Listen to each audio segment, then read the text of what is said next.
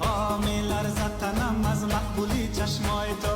آقامت چه سر و یاد این دل باخته ای، آن رفت از یادم شیرینی گپایته. مرد جانی رسا در خاطرم افتاده ای، در کنج خانه مرا آتش زده سوختانده ای، در بیرون میمانه مرا آجا و بدبو را کجان. شرفای پاتم میشنوم در پشت بام ایستاده ای، شرفای پاتم میشنوم در پشت بام ایستاده ای.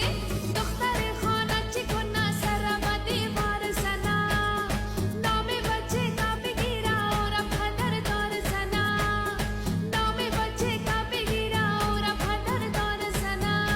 حوصله نمانده در جدایی یارکم وای، که یار سر بردر بیمار زنده، که یار سر بردر بیمار زنده.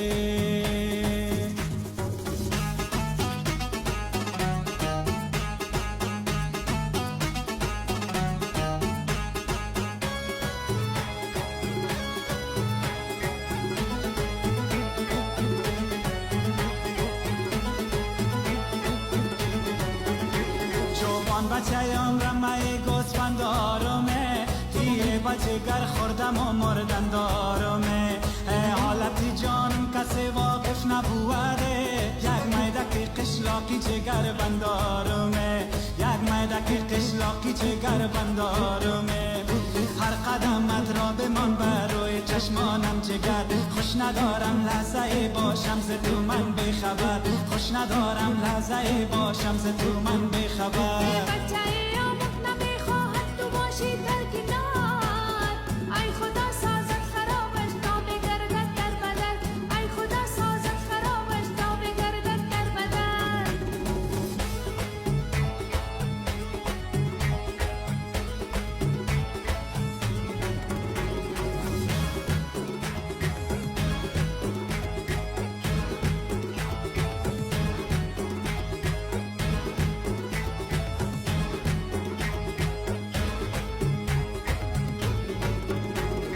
داش میکردی با همرم خوش چینی گندمی، هر دو چشمم را به صورت تو میافکندمی.